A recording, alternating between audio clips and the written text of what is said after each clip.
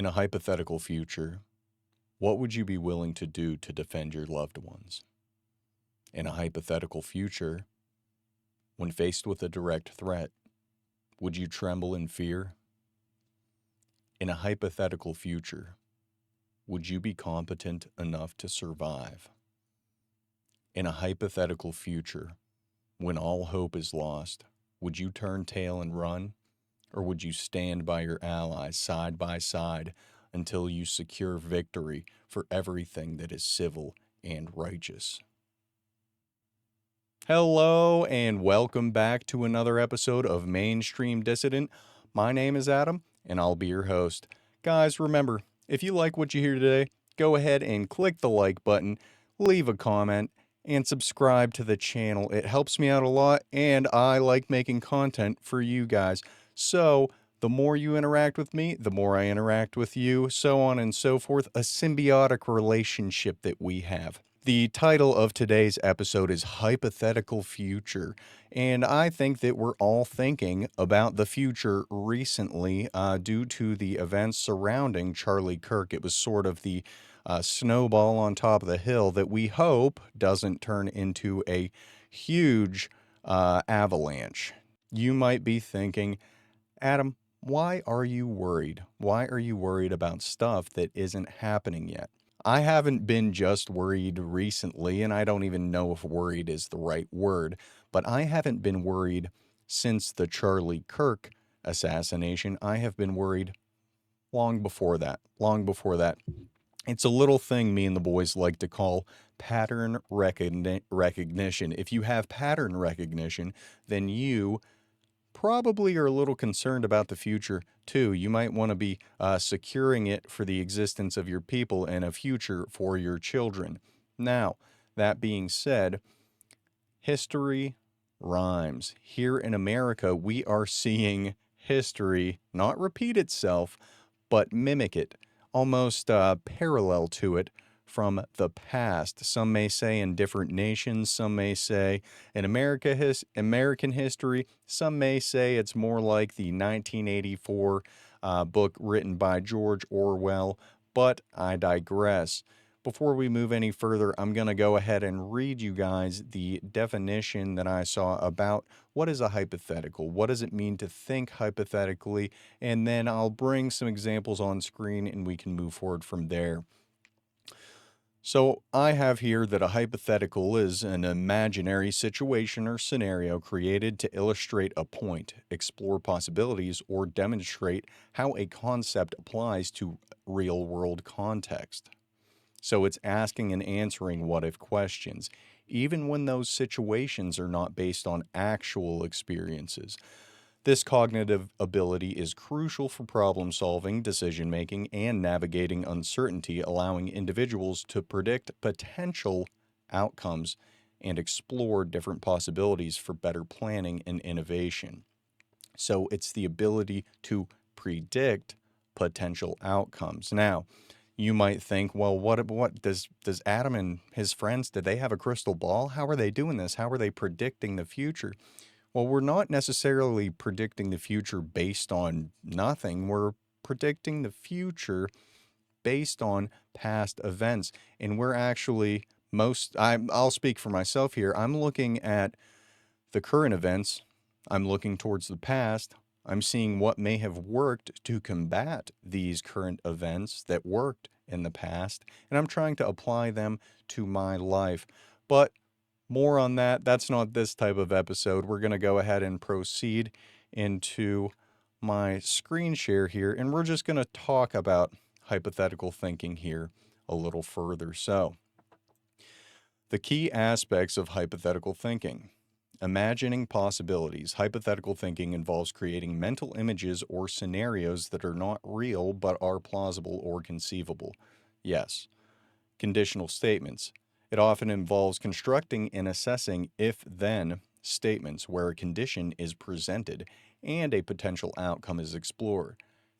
This is a meme, fellas, and if you haven't heard the meme, you're living under a rock. If you didn't eat breakfast this morning, how would you feel? If that answer hinges on a lot. I've asked that to a few people. who I don't think are chronically online, and I've gotten a mixed bag of results. Most are for the positive. The trick behind that is if someone says, "Well, what do you mean? I did eat breakfast," or "What do you mean I didn't eat breakfast?" They don't actually have the cognitive ability, or they just have extreme difficulty thinking in hypotheticals. So let's move forward here. The cause effect analysis. Hypothetical thinking helps in understanding the relationship between actions and their potential outcomes by stimulating cause and effect relationships. So, someone who you might know that has extremely low impulse control. Can't even talk, boys. Someone that you might know that has extremely low impulse control, or maybe a group of people that is known for having low impulse control, that is a sign of not being able to think about the cause and the effect. If I do this, then this may happen. If I do this, then I might yield these consequences. Now, let's touch briefly on why it's important, or at least why Google AI says that it's important. So, why it's important: problem solving and decision making. By considering what if scenarios, individuals can anticipate challenges and make more informed decisions. Developing critical thinking. It encourages the examination of different perspectives, which strengthens critical thinking skills. So it thinking in these hypotheticals actually strengthens your cognitive ability. In turn, it's all a feedback loop, a positive feedback loop. Moving forward, they say moral reasoning. Hypothetical thinking allows for the exploration of moral choices and their ethical implications, aiding in developing ethical understanding. Now, I think the modern day definition, or at least guidelines for ethics, is quite unethical, if you ask me, and I think that a lot of you out there would agree. But I digress on that. Where I was going is to have this ability to think in hypotheticals, you actually have the ability to choose the moral choice. It's like the railroad on two cars scenario, or railroad on two tracks scenarios. You have 10 people on this side and you have one person on this side. They give you a scenario. Do you pull the lever, or do you let the train go straight? It also helps you understand complex situation. It helps in bridging concrete experiences with abstract reasoning, making it easier to understand complex social situations and abstract ideas. And the reason I'm bringing this up is because this future that we're talking about, this is just a hypothetical future. We don't know what is going to happen moving forward. And in past episodes, I kept saying, hey, get prepared. Hey, be prepared. Take the defensive position. Be prepared. But I realized that I really didn't go into any detail regarding that. I didn't give you any direction. Not that I feel like I need to, not that I feel like you guys are dumb and can't do things for yourself. Of course you can, just as I can, just as most men out there seem to be doing in this world. Before I get too far, let me just say, if you haven't liked the video yet, go ahead and like it. Also, I did a little digging here because I remember some old studies done on hypotheticals versus IQ, et cetera, et cetera, that I wanted to see if there was a threshold. I wanted to see what is the baseline that we say, hey, people below this IQ, they cannot think in hypotheticals. I wanted to, get a baseline myself so I know what I'm looking for. So there is no modern official IQ threshold in which people are considered unable to think in hypotheticals, but it gets increasingly difficult below 90 IQ points. 85, it's nearly impossible from what I've seen, even with modern day sources. On a sliding scale, the higher IQ you have, the more complexity you can use and usually put into hypothetical thinking. I bring this up to raise awareness to you guys especially the next time you look at an IQ distribution chart, whether it is the bell curve or whether it is a regional or demographically based IQ chart. Just think about who around you can continue to think in hypotheticals and who around you um, can't. So, what I'm going to do for you guys is I'm going to go ahead and give you just a little bit of advice here. You can heed it, you can beat it, you can do whatever you want with it, but I'm just going to throw this out there because I know, as I've said, that people are searching for direction. People are searching for that camaraderie, especially men in our sphere. We need camaraderie now more than ever. So, I'm just going to give you a brief overview on what you can work on. And it might be brief. What I'm telling you might be brief, but there is a lot that goes into it. And there will be videos everywhere, or guides, or tips, tricks, anything that you can think of regarding the subjects that I'm going to bring up here. Now, what you guys need to do now, again, this is a purely defensive position we are taking. We have a fortress and we must defend it. We are not going to go commit violence, but we need to exercise our Second Amendment in the form of defending ourselves against threats, foreign and domestic. Self-defense is a right. So, what do you need for self-defense, boys? You need weapons and you also need protective gear. Those two things should be a resource in your home, a tool. They are not for fun, they are tools. I know I'm preaching to the choir. I don't need to get this isn't a firearm safety course by any means. I'm not a gun guy. I'm not going to be a gun guy, but I just want to say, hey, here's some direction, boys. Here's what I'm doing, here's what I've been doing, and maybe you can follow suit. So you're going to want to buy some weapons, buy some protective gear. Let's say that you caught a felony before and you can't own guns. Dude, you can buy a machete. You can buy a baseball bat, duh. Just have stuff that is readily available in your home to defend yourself at any time because you never know. Just remember me saying that out loud. Just remember, paranoia will destroy you. You do not want to live a paranoid life, but you want to have a mature way of looking at things and you want to be able to defend yourself and your loved ones if you need to in the future. This also includes having at least one bug out bag. If you guys just look up EDC, okay, first for the firearm and all that, if you look up EDC, it'll say my everyday carry, everyday carry. That's a good place to look. If you look up bug out bag plan or bug out bag build or budget bug out bag build, holy budget budget bug out plan build. That's what you're going to want to look up. And you can find a lot of stuff. Man, I have spent just like a few hours getting sucked into this stuff. I actually need to do a little housekeeping behind the scenes on my end with the bug out bag. However, you got to start somewhere. Am I right? You got to start somewhere. And I think that now is the time to start. I don't know about you fellas. Speaking about having an endless supply of online resources at your fingertips, what you guys are going to want to do is learn basic survival skills. Even if you just watch videos, I recommend actually trying them out in your yard.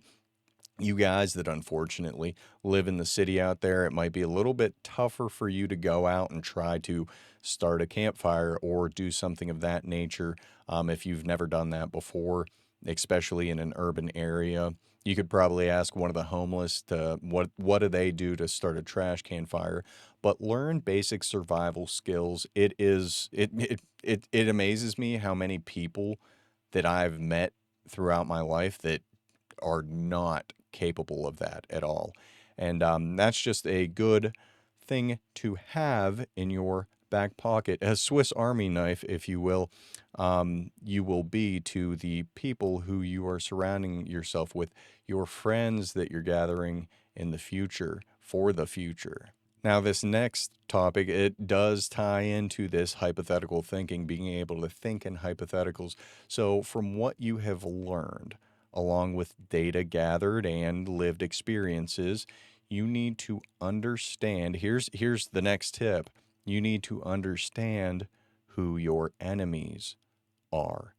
I talked a little bit about the friend enemy distinction in the last episode. We need to be able to identify who our future enemies are. We don't need, guys, we do not need to hold animosity. We do not need to treat these people different in the workplace. We do not even need to treat them differently in Walmart, for God's sakes.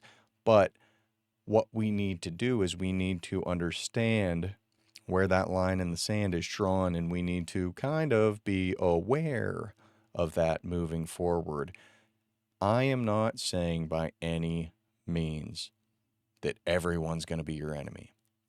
You may be surprised where you can meet friends and who your real friends really are.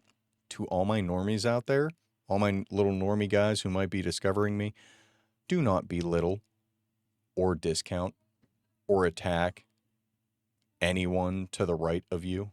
Anyone that is further right than you, do not attack them.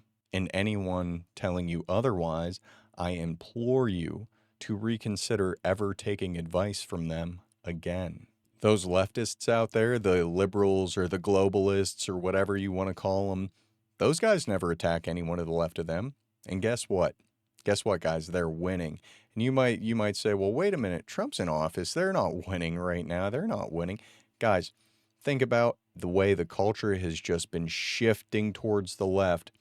They are winning because they don't attack the people who are more extreme than them or might hold a little harsher belief, but it's in the same vein as them. They don't attack those people. That's why I'm saying neither should you. We know who our friends are. We know who our enemies are. We need to kind of determine that as time goes on here into the near future.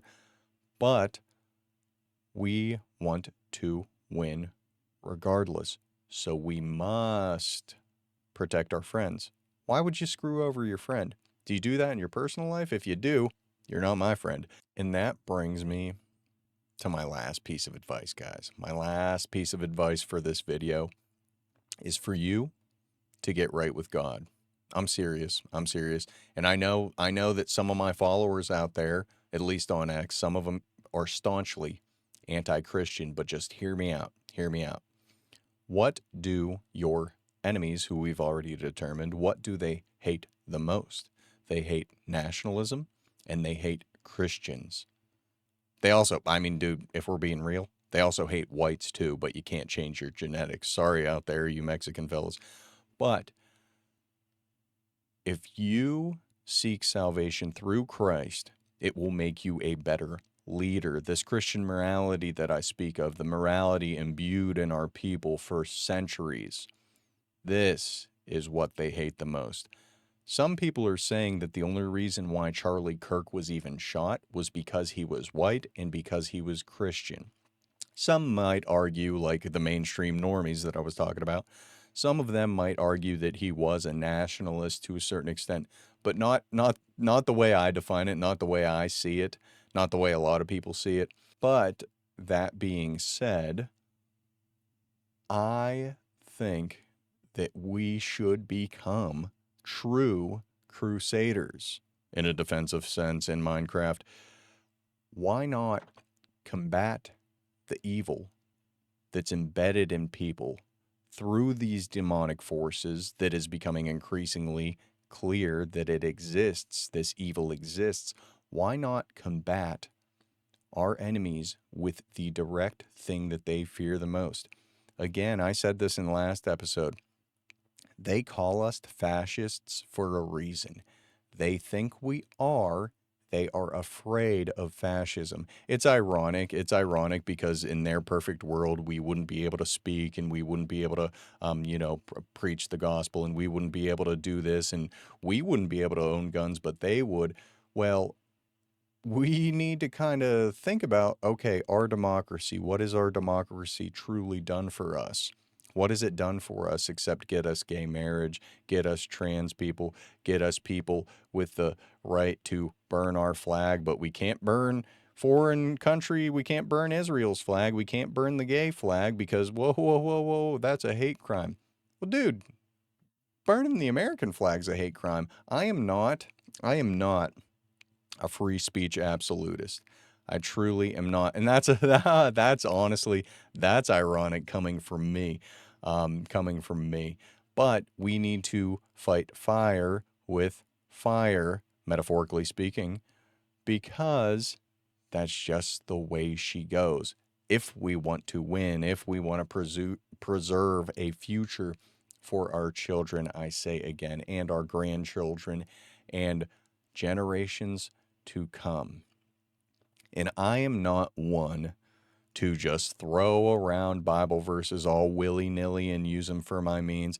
Maybe if I become more involved in Scripture, or I am a better disciple, I will go ahead and quote Scripture from time to time, but I am going to have to pull it up on screen and read from it. Let me just finish this off with one of the coolest Bible verses that I know, and let's go ahead and read it here.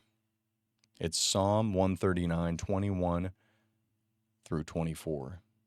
Do I not hate those who hate you, O Lord? And do I not loathe those who rise up against you? I hate them with a perfect hatred. I count them my enemies. Search me, O God, and know my heart. Try me and know my thoughts, and see if there be any grievous way in me, and lead me in the way everlasting. Chew on that one. Think about that one. Well, hey, I thought the Bible just said to be vaguely nice to everybody, and that's the only commandment. Guys, God, he's judgmental. He's judgmental. He's rained down hellfire on cities before for being perverse and evil. And this is up for debate, and it's some speculation, but history rhymes. And if you think about it, the Bible is just a history book. People are saying that the turmoil that we are facing in America today is practically a judgment from God himself.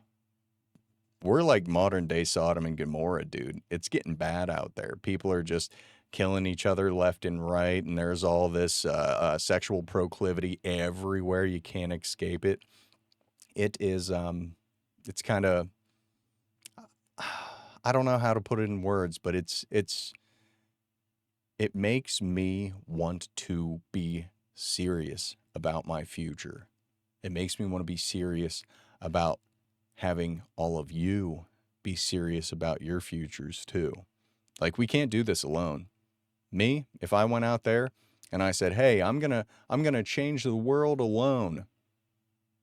What am I going to do? We need to come together, guys. We need to come together.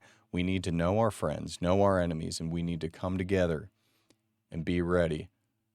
We need to be, and I hate to say it, but Trump did say one cool thing back, 7, 8 years ago. We need to be standing back, and we need to be standing by, and we need to be ready to defend and protect those that we love. Remember, if you like what you guys heard today, go ahead and like the video, subscribe to the channel, all that good stuff. I will see you in the next one. I will do some quick housekeeping. So I got a little grifty. I added a buy me a coffee to my link tree, and I'm going to put it down in the description. I'm not asking you to throw me spare change. Well, you must be, brother, because you put the buy me the coffee in the description. But whatever, dude, whatever. It's there. This does take a lot of time, and I like making this content for you guys. Again, reach out to me on X. Give me any suggestions. If you think there's something that I could do better, let me know, and I would be happy to help. I have a few guests coming up here in the near future. I'm still getting a schedule figured out. With all the breaking news, I really don't have an upload schedule. Sometimes, like this video, I am filming on a Monday, the 15th, and I'm actually going to release it the 17th. I'm going to have a few guest interviews coming up, and they're going to be scheduled throughout the week. I'm not telling you the days yet. You guys are just going to have to sub to find out. If you follow me on X, you see me boosting my own stuff all the time. Word of mouth advertising is very important for small channels, so share the video, share it to your buddies. If they might need to know who their friends and who their enemies are, maybe they never thought about something like this. Maybe, dude, honestly, guys, I'm perfect for normies. Think about it. This dude, I'm perfect for normies. I'm almost eating the mic there. Okay, that's all I got. This has been another episode of Mainstream Dissident. My name is Adam. I've been your host. Until next time.